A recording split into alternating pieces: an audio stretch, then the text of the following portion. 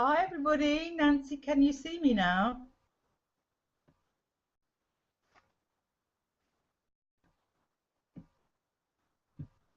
I'm going to put the chat back up.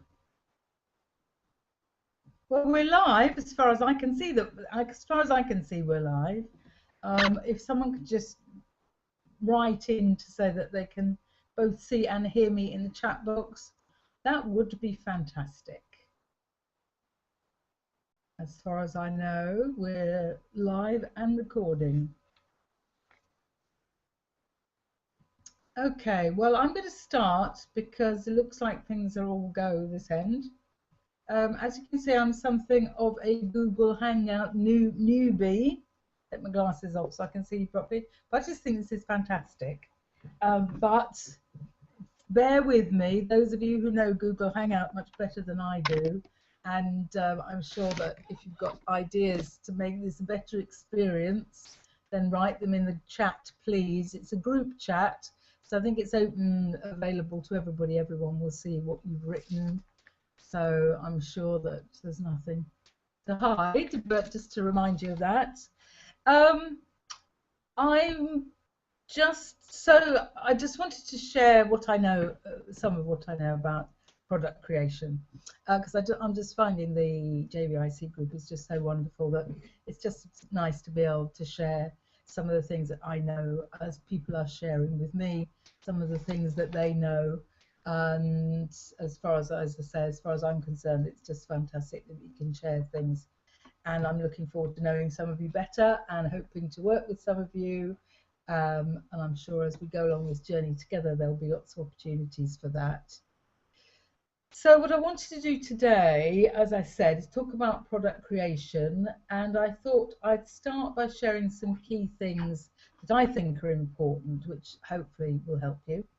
And then I'm happy to take questions, and I'm happy to look at people's products even, and perhaps we can have some group coaching around different things. So hopefully that's going to work well. If you've covered some of these things before or you already know them, then that's wonderful because you're already part of the way there. But there's a lot to product creation, obviously, as we're learning, working with Milana and some of the things we've done before. I'm sure we've all gone down this route, maybe to a greater extent or a lesser extent before. I'll tell you quickly something about me so you know a bit about my background. I've been training in the corporate sector for 25 years or so. I had my first company in 1986, so that's probably before some of you were born, or almost anyway. My fields have always been around leadership, personal development, interpersonal skills, team building, how people work together, how people interact together, and how I can play a part in helping to improve on that. I still work in the corporate world because I still do work as an instructional designer. So I design training programs for other people to deliver, either face-to-face or through different virtual means. So that's my training side. I also write. I've always written. I've published, oh, I don't know, 5 or 6 training books that have been commissioned and have been published over the years. I think there's some allergy stuff around in the air this afternoon, so forgive me for scratching my nose. The training books obviously have been more towards the management sector. But more recently, I had a bestseller on Amazon with a book called Turning Points, which went to #1 on the Women in Business list. And I have written another book since then. So I know about writing books. I know about getting them published on Amazon. I know about getting to #1 on Amazon. Those are things I can share with clients. And I'm a qualified and experienced coach and have worked over probably the last 10 years, more or less exclusively with women entrepreneurs, working on business development topics and helping them to develop and to move forward. So I feel with the product, for me, the product creation is so important because it brings together my training experience, my writing experience, and my coaching experience. So I can use those to help women entrepreneurs develop products and obviously get more clients develop their business, etc. And that to me is where I see the product clearly is just such an important thing in everything that we do, no matter what field you're working in or what client group you work with. And I see products, all products, as being training tools. And I think I need to explain that first. To me, whether they're free products, so the free offer, which we give away in exchange for somebody's email details, is, to me, it's still a product. And whatever we're doing, whether they're ebooks or workbooks or free reports or manifestos or whatever you want to call them, they're all training tools because they're helping people increase knowledge, helping them increase their self-awareness, helping to empower them, and helping to move people on. So I see them all as training tools, and so I bring my experience of training and the design of training materials to that place to help people to develop their products. So that's enough about me. Give you a bit of a background. Some of you don't know me at all. Some of you have started to get to know me, so that's a bit of background. So let's come to some of the key points that I wanted to share with you. And in fact, the first one is about people learning in different ways. Now, Milana did refer to this, I think, somewhere through the product creation clinic. But it is important to bear this in mind, that some of us are visual, so we like to see things. So that would be great if you were delivering a video product, or at least including video in there is going to appeal to the visual learners amongst us. Some people are auditory, so they learn better, more comfortably for them, by listening. So they're great clients for teleclasses where there's nothing to see, or a teleconference when you're on the telephone. They love audio products, obviously, because that's the way they make sense of the world, is by hearing things. And other people are kinesthetic, and those are people who like to be involved in things, love experiential exercises, like to try things out for themselves. Although we all use some or other of these ways of learning, we each have a preferred way of learning, and you probably know yours by now. You know which is the way that you learn best. But when you're designing products, you need to bear those three in mind: visual, auditory, and kinesthetic. Because unless you know your clients very well, and if you're developing a product for sale online, it's quite possible you don't know them at all. You won't know whether they are visual, auditory, or kinesthetic. So all products need, as far as in my opinion, all products need to cover each of those.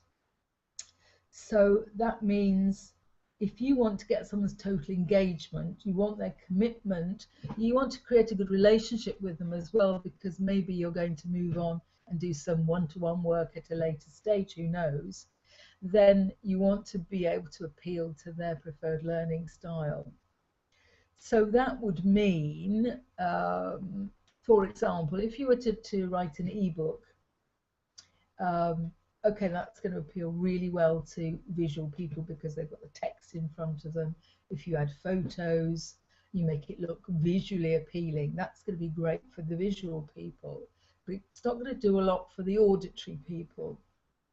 So with something like that, I would suggest adding some audio element, which doesn't mean taping yourself reading the ebook, though it could do. It could well do. You could do that. There's no problem with that, and people can have that to listen to when they're in the car or at the gym or wherever.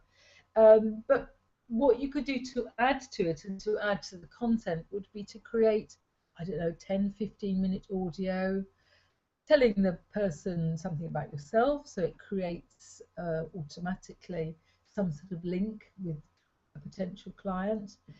You might want to talk about how you came to write this ebook, what you think is really important. You might want to talk about your stand, as we've been discovering with the big idea. What's your stand for your clients? You might want to put that into an audio. so that will then go along with your ebook, and it adds value, of course, but it also helps to appeal to the audio people. And if you're to add in there exercises the person could do, or questions, things that they can think about, sort of searching questions, if you like, then that will appeal to the kinesthetics amongst the your audience as well. So try to find ways, and there always are ways of covering the three elements. When you think about the training programs that we have, the product, again, the product creation clinic, although Milana and Rich are delivering something that's basically audio, because there aren't pictures to go with what they're saying, Milana always says, now I want you to look at the study guide. So she's appealing to the auditory, the study guide is appealing to those of us who are visual, as well as the exercises, the thinking process, which appeals to the kinesthetic part of us. So always try to appeal to the different ways that people learn and think of ways of doing it. We can look at other examples of that a bit later on if you want to. Another one is about structure. We really do need to have structure in our products, and this is certainly where I feel my training background is really useful. You need to have a clear beginning, middle and end.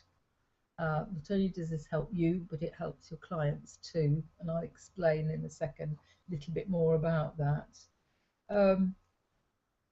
When I was doing my training, when I was training to be a training consultant, there was, and it has been around for a long time, this idea that you tell people what you're going to tell them in a session, you then tell them, and then at the end you tell them what you told them.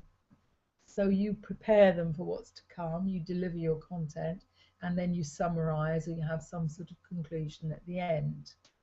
And it's really important to have these three parts. And some of the products that I've seen, and some of the ebooks and things that I've seen, people are very good at preparing the ground, doing the kind of original stuff. Then of course the content, the sort of main body of it is fine, but sometimes they forget to conclude and to summarize, and that's really, really important. And when you're thinking about for yourself, when you're preparing something, you need to be clear what you're going to do when, how it's going to flow, because for a learner needs to be taken through, and we usually say they're taken through from the known to the unknown is easier for them. So you start off with something that they're going to be familiar with or relatively familiar with, and then move that through to the things that perhaps they don't know about that you want them to learn about. I devised, and I'm going to try screen share now, because I devised a planning guide which I thought might be useful. Bear with me whilst I find the screen share. Here it is. I thought this would be useful for people perhaps who don't have sort of planning in their heads and are not necessarily so interested in planning. Hang on a second whilst I bring it up.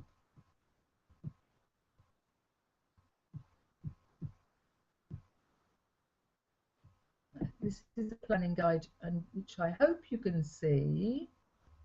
Yes, it's on the screen now. So this is a document which I hope you can download from here, but I'm not certain that you can. So I'll need to make it available somewhere along the line as a download. This is something that you can also use with your clients. So obviously this is a Word document, you can put in what you like, but you can have up here, you put the name of your program, your name and your logo, whatever you want to put on the first page. And then let's go through the document. This is the way that I suggest at least you think about it for yourself, if not to share this with others. So you get very clear what the program is about, or the ebook is about, because you can apply this to anything. This works for ebooks, it works for online programs, it works for face-to-face programs.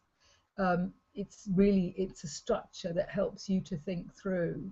And as I say, you can share this with clients if you feel it's useful. So what's the program about? You define that for yourself. The objectives of the program. These are the objectives for your clients. What do you want your clients to come out with at the end of the time that they've spent with you, whether it's virtual time or real time? And something that I find is useful to make sure that you write down the materials you're going to need. This is clearly more important if you're actually delivering a group coaching program or a face-to-face program, so that you actually make a list, you know what you've got to prepare. Then I've just put in here a couple of examples. For example, for a weekly program, it's quite important to think about the sessions, so this week 1, week 2, week 3, etc. Anything you're sending out pre-program that you want them to do, or you want them to be thinking about, for yourself to decide what's the duration of the session. Look at the objectives and write something in here so you know the objectives of that session. And then you actually write in some bullet points which summarize the content that you'll be delivering.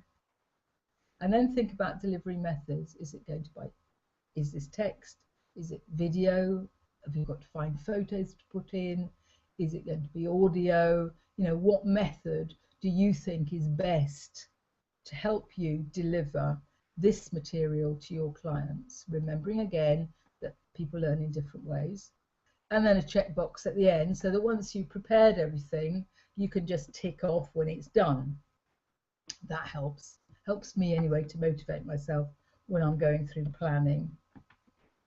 So that then goes on to the important part at the end there. I'm suggesting this is obviously a 6-week program, is the follow-up. What's the follow-up you're going to do? What's the objective?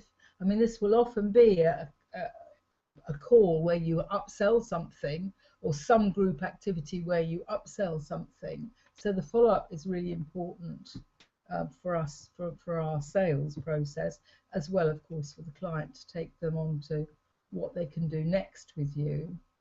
This is just another way of looking at it. If you're delivering a half-day program, for example, session, divide it up into sessions, give yourself timings for each of the sessions, write your objectives, bullet point your contents, decide on the delivery methods, check it off when it's done.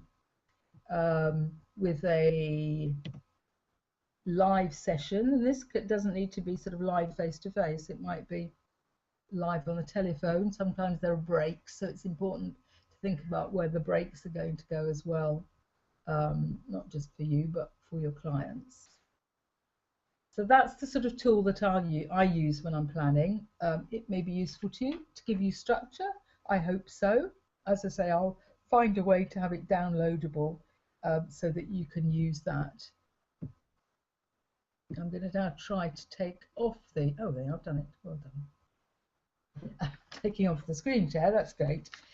Why I say structures is important to you and to them as well is it's particularly important if, for example, you're doing a weekly, let's say you're doing a group coaching program which involves a weekly call, that clients are prepared for it by knowing the structure.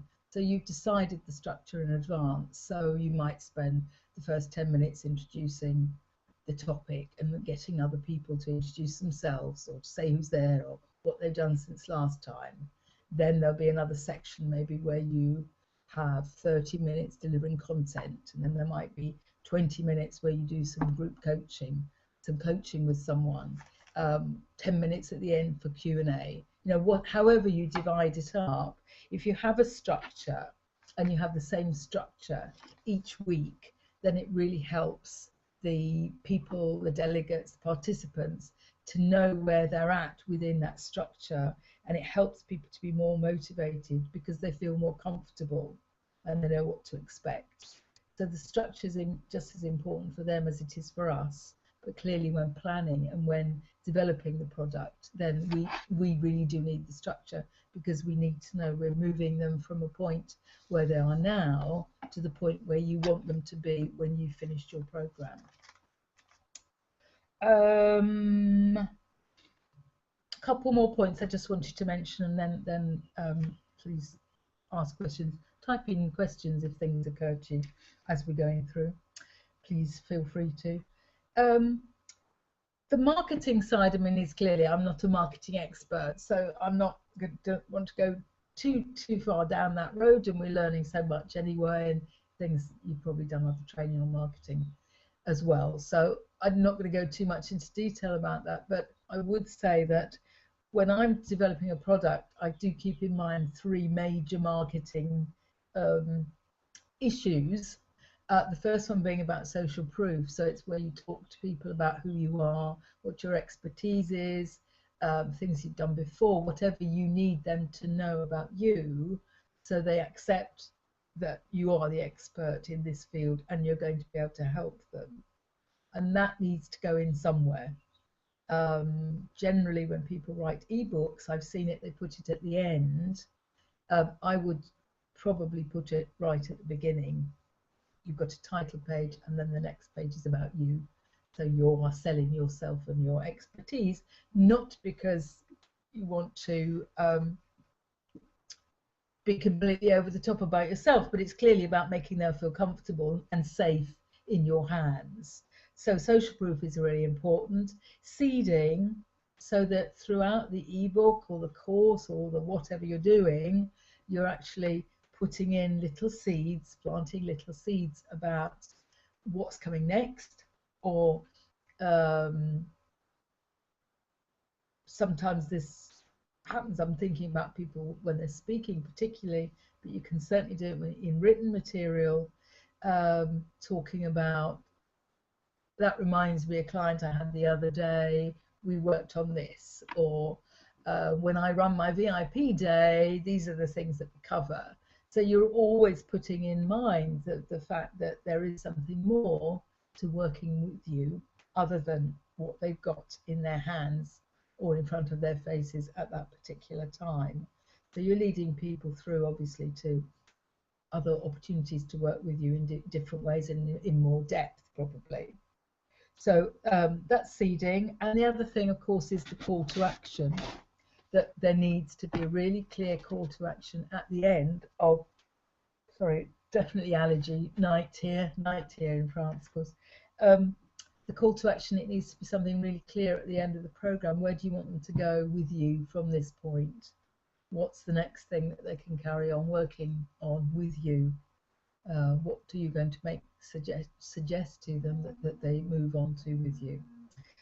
So those are the kind of three marketing things I always keep in my mind. I know there are others. I know there are loads of other things we need to be thinking of.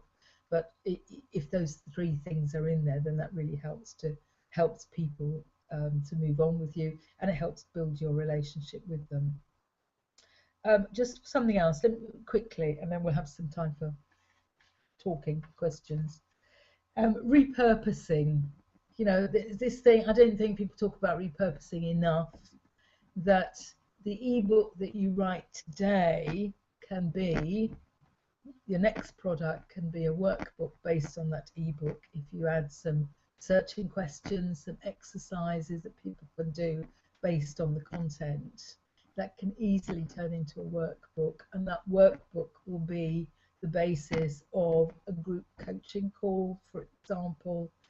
It could be the basis of an online program, and that online program can be the basis of some face-to-face group working with you if that's appropriate to what you do and where you are, and that can be the basis of the work that you would do with them on a VIP basis.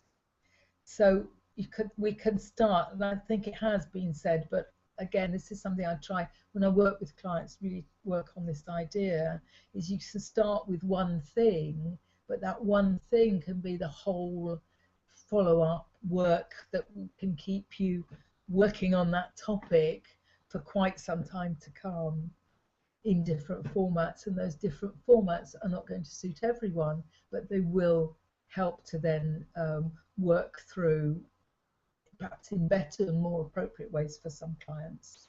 So repurposing, never throw anything away that you've written.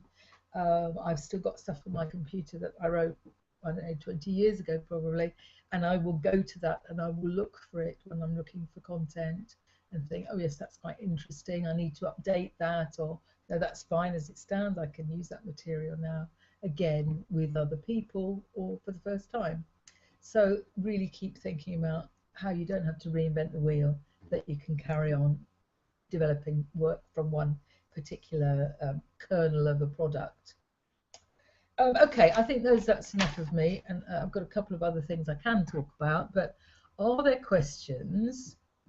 Can I share my screen with anybody else? If I can, please suggest a way to do it. Certainly if there are, you can put stuff in the chat box. And ask questions. If I put the Q&A box there. Anybody, the Q&A box is working, so that's great. If anybody has questions, please ask them. If anybody wants to take over, let's see if I can share the screen with you and talk about your product. Let's all hear about it.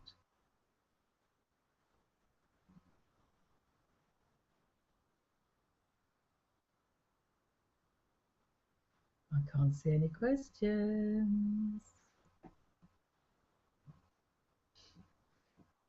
Okay. See anything chatting? Nothing chatting. No big questions. Well, let me just say another word. I'm going to have a sip of water first.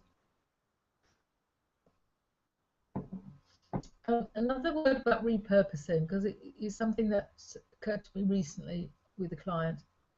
Again, you may well have come across this, but you may well do it. But if not, it's just an idea. People worry a lot about content, about how am I ever going to have enough for, I don't know, a monthly membership site? How can I think of something, 12 things, something every month? I'm never going to be able to do that. How can I write blogs? All these articles I've got to do. I've got to write an ebook. Eventually, I want to have a book published. And there's so much that kind of goes around in people's heads. And, excuse me, people get hung up on this whole idea about I've got to invent something new every time. The thing that I try to, apart from calming people down first, is to say, think about writing perhaps 12 pieces of content, 12 blogs, for example. Think of 12 topics that you can select out of the air, which come from your field, the things you want to share with people, issues you want to raise, or questions you want to raise with them, and just write something on those. Certainly start with the headings anyway, of those things. Once you've got 12 pieces of work, let's say, I don't know, 400 or 500 words, they don't have to be that long, and you may choose to use this as the basis of an audio product, for example, or videos. They don't all have to be written down, of course, but once you've got that, then you can use that as the basis. And a 500-word article can divide up into 2 blogs easily. So if you've got 12, you've then got 24 blogs, so that's a blog every 2 weeks. You can divide those blogs up into tweets. As we know, they're really short, so you can take, I don't know, 6 or 7 tweets out of a 250-word blog. You can have at least 3 or 4 posts for Facebook. You can post the same stuff on LinkedIn. So that can really help feed your social media side, as well as 12 topics. You can expand on that topic to make each one of them the content for your monthly membership site if you have one, or a monthly newsletter if you have one. You can expand upon them to make them your content for a 12-week group coaching call.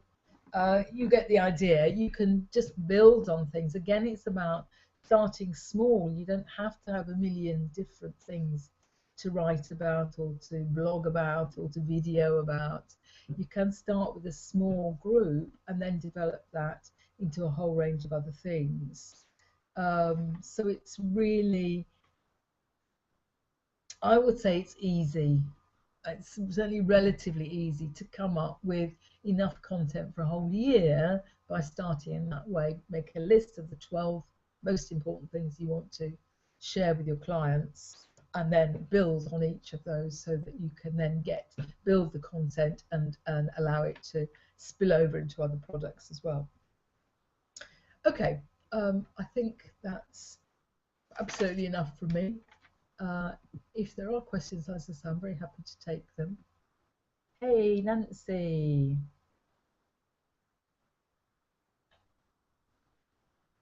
Now, Nancy, it would be great to talk to you. Whether I can do this or not, I don't know. If you know how I might be able to do it, then, oops. Hello, are we still here? I think we might have had a bit of a break there in transmission because I probably can't. I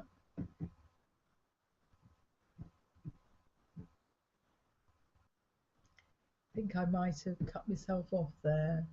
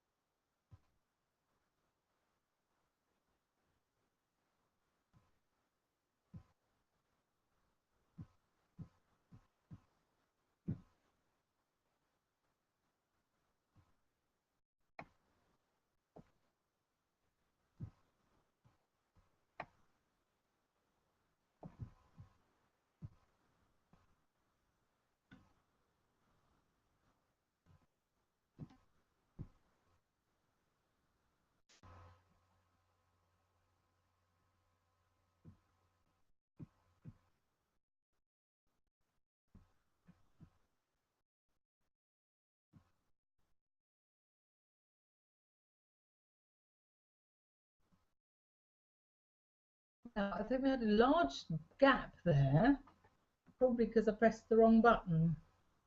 So I do apologise. If you're still there, that's really wonderful of you still to be there. Okay, I'm going to read this out because this is obviously, I didn't manage to press the right button. So, as I say, being a Hangout newbie, there's lots to learn. Nancy is asking, did you market the successful product doing similar things similar to getting an Amazon bestseller? Now, you know, obviously, that there's a process to get to #1 on Amazon. And I've now had experience of doing what I call a soft launch, which didn't result in many sales at all, which was the last one, and the launch, which leads to the Amazon bestseller. And I would say, you know, if you've got a book and you want to get it out into the world and you want to be able to say you're an Amazon best-selling author, because it clearly is quite important in terms of social proof, it's well worth following the Amazon plan to get to #1 as a best-selling author, because you can do it. Basically, that involves an awful lot of working in partnership with people, I mean, as we're doing in JVIC, so that it gets to as many people as possible. So the idea is to use partners to get the word out, to get people to sign up. In that sense, it's different from marketing a product as far as I'm concerned. But you'll see people, and you must have known it already and seen, perhaps done it yourselves, in terms of the marketing side, that you can really get a product out there by having all sorts of parties and giveaways and all sorts of things where you do involve a virtual community in that whole process.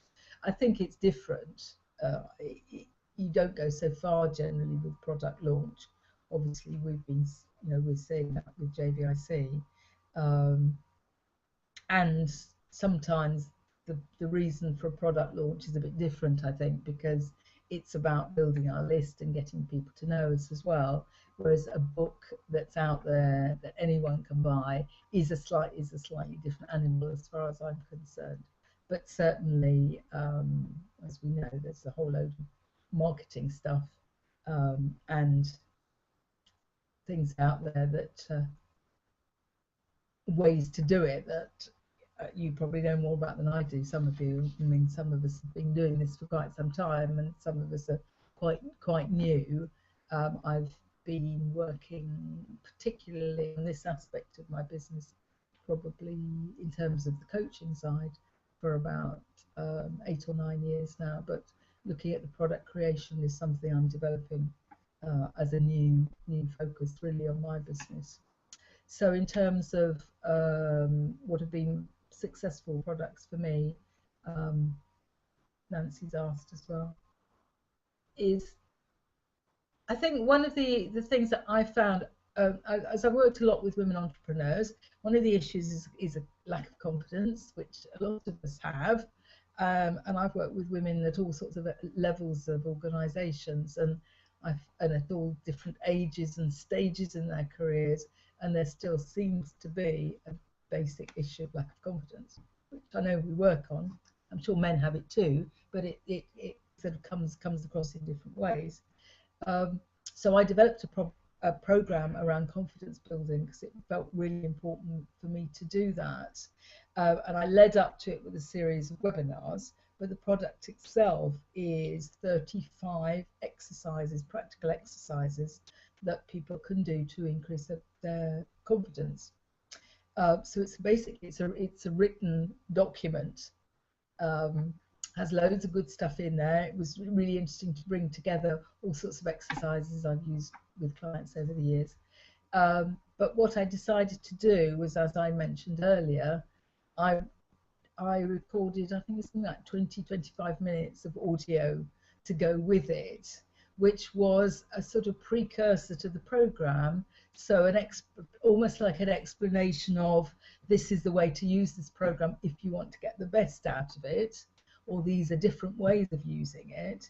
But it was also very much about me talking about what I think are the issues around confidence, about how we sell ourselves short when those kind of gremlins kick in about lack of confidence.